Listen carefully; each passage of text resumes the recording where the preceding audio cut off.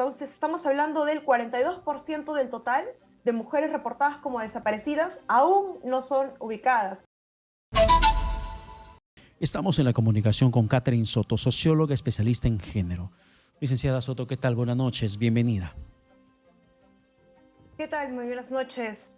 Es lamentable que nos encontremos para hablar de esta problemática, en específico para comentar el caso de esta joven, ¿no? Quien fue reportada como desaparecida. Y aquí hay que colocar también el escenario de los casos de desapariciones de mujeres, ¿no? Es bastante lamentable porque este caso se ubica en Caraballo.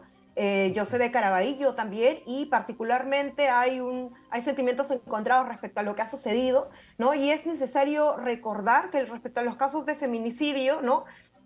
Durante el año, los primeros 3 meses, enero, febrero y marzo, se han registrado más de 2.444 denuncias de desapariciones, de las Sí. cuales de este total, 1.050 aún no son ubicadas. Entonces, estamos hablando del 42% del total de mujeres reportadas como desaparecidas aún no son ubicadas, Pedro. Entonces, son casi las mismas cifras con las que lamentablemente cerramos el año pasado, donde en un contexto total hablábamos de que de cada 2 mujeres reportadas como desaparecidas, solamente una de ellas había sido ubicada. Entonces, es bastante lamentable, sobre todo por la serie de violencias a las cuales se asocian las desapariciones de mujeres, ¿no? Donde no solamente hablamos de episodios como estos lamentables últimos eslabones como el Ujú. feminicidio, sino también como hechos de tortura, probablemente, los cuales probablemente se presenten en este caso que hacer investigación, donde mujeres son víctimas de violencia sexual. Hablamos de trata de personas para fines de explotación sexual, para fines de Ujú. explotación laboral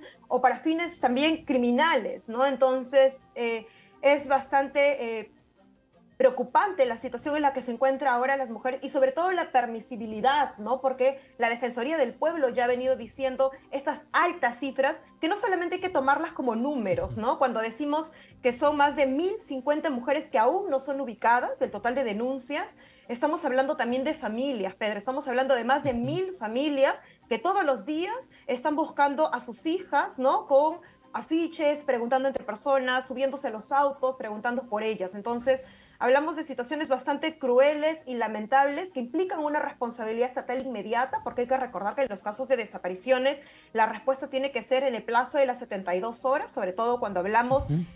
¿no? de mujeres que podrían ser víctimas de violencia. Eso está en el protocolo que tenemos a partir del 2020. Hay que recordar que tuvimos un protocolo también a partir de un caso emblemático y bastante doloroso para muchos activistas y feministas, que fue el caso de Solciré, y a partir del caso de la desaparición del activista Solciré Rodríguez fue que unas semanas después se emite este protocolo en el Ujú. 2020. ¿Y qué es lo Claro, que esperamos ahora? Es que no se vuelva a repetir estos hechos, ¿no? ya, pero licenciada Soto, yo quiero un poco retroceder porque entiendo que lo que estamos pasando en este momento como sociedad es porque algo hemos sembrado mal en el tiempo, algo hemos hecho mal y hoy estamos cosechando este nivel de crueldad y violencia que ya sobrepasa el límite de lo que podríamos imaginar.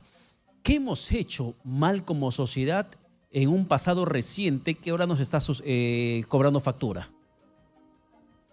Lo principal es que hay que reconocer que los episodios de violencia de género, los episodios de violencia también hacia las mujeres y dentro del grupo familiar, no son casos nuevos. Eran casos que permanecían en el espacio privado, Ujú. permanecían en el ámbito donde no eran juzgados o eran aún más normalizados, ¿no? Entonces, antes era normal, ¿no? Que los esposos castiguen o corrijan a las esposas, ¿no? Que los padres tengan estas situaciones de violencia hacia sus hijas y hacia sus hijos también. Entonces, hay que recordar que hay altos niveles también de violencia hacia niñas, niños y adolescentes que de alguna forma también permiten naturalizar estas formas de socialización o de poder entenderse, ¿no? Dentro. Ujú. Entonces, la violencia pasó de ser de un espacio, pasó de ser un tema privado a ser un problema público, porque muchas mujeres durante décadas lo venían denunciando, ¿no? Venían diciendo, esto no es normal, nosotras no somos ciudadanas de segunda categoría, y es ahí donde se coloca el problema público. Cuando ya es un problema público,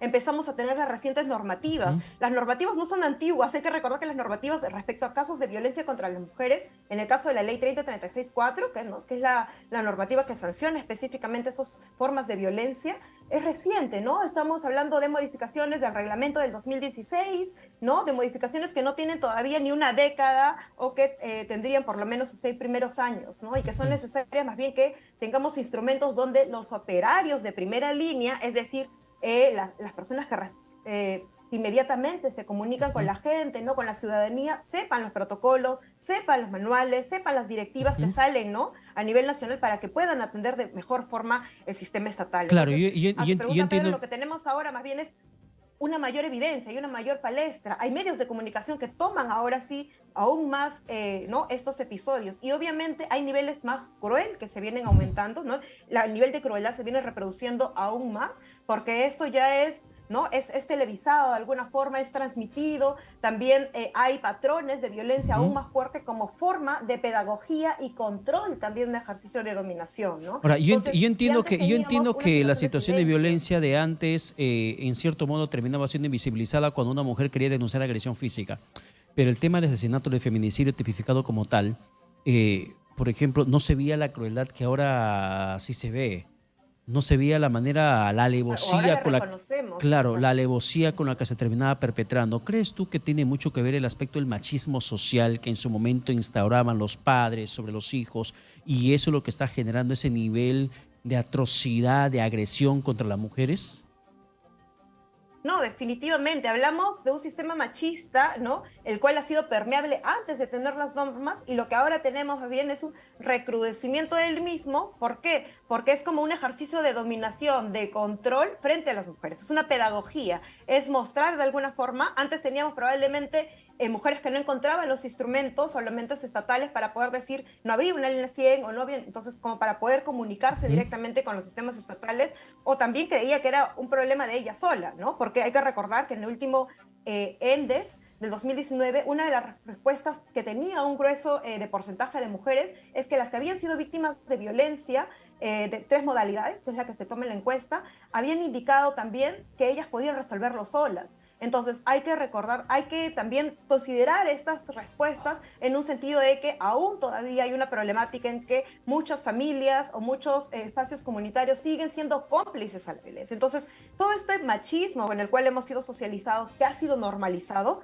ahora lo que está generando es también estas muestras en los casos de feminicidios, en los casos de violencia. Y seguimos en el mismo círculo, Pedro, y vamos a seguir porque lamentablemente no tenemos una educación o hay normativas que han venido recortando también estas iniciativas de una educación con un enfoque de género, una educación que nos permita identificar estos roles, ¿no? Estos estereotipos, esas relaciones tan desiguales que se tienen entre hombres y entre mujeres, entre niños y niñas y diversidades, también comprendiendo, ¿no? Entonces, hay un marco de amparo, de complicidades, ¿no? No solo complicidades masculinas dentro de los comentarios o las bromas, que nos siguen haciendo reproducir también estos episodios. Entonces, yo quería mencionar de que hay que dejar de pasar de este momento en el que todos hablamos y decimos que somos conscientes de que vivimos en una sociedad de violencia. Hay que dejar de que ese solo sea un discurso del ser conscientes al reconocer que somos parte de una sociedad machista, de una sociedad violenta, y al reconocer que somos parte,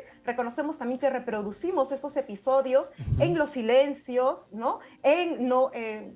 Probablemente conozcamos un caso de violencia y no generar los canales, ¿no? Para poder generar soporte, ¿no? O en los buses, o probablemente también en algunos medios de comunicación, ¿no? Cuando se transmite o se revictimiza a las familias, porque hemos normalizado que las familias tengan que exigir, rogar, llorar y suplicar por justicia cuando es una obligatoriedad de Estado. Entonces, si nos damos cuenta aquí, estamos también mostrando una forma de impunidad, ¿no? Lo que estamos mostrándole a los perpetradores o a los agresores es que vivimos que dentro de determinados momentos y de determinadas formas, vivimos en una sociedad que genera estos niveles de impunidad y también vivimos en una sociedad que sin ningún reparo pueda mostrar, por ejemplo, cómo una mujer está siendo quemada en los medios de comunicación, ¿no? Eso termina siendo también la sensibilidad respecto a la violencia hacia las mujeres o a la violencia en general.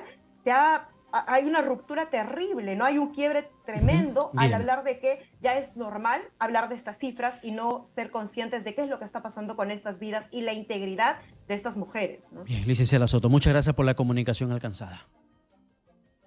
Listo, yo solamente antes de cerrar, Pedro, no quería dejar de mencionar que mañana se cumple un año de la desaparición de Priscila Bravo en Tacna. Ya. Ha pasado más de un año y se van a concentrar en la Plaza Cela de Tacna, justo organizaciones de mujeres de Tacna, y también que Nori Raquel Gil Pérez está reportada como desaparecida. Ella es de la región San Martín de Rioja, tiene 34 años, tiene 2 hijos y una hija que merecen el amparo estatal en estos momentos. Esperamos que el Ministerio de la Mujer y entre otras instituciones estatales puedan darle el amparo. La señora está reportada como desaparecida desde el lunes, no se tiene mayor información. Y también mencionar que este viernes 12, en el marco de las actividades por el día, ¿no? Por el Día de la Madre y todo lo que de alguna forma representa, madres de mujeres desaparecidas y también familias de víctimas de feminicidio están organizándose para una caminata y vigilia que se llama Justicia para Mamá en la Plaza Bolognesi a las 4 de la tarde. No solamente como para hacer un llamado, también recordar que hay muchas organizaciones de mujeres que siguen clamando justicia y siguen organizándose frente a estos episodios y llamamos también a la sociedad a organizarse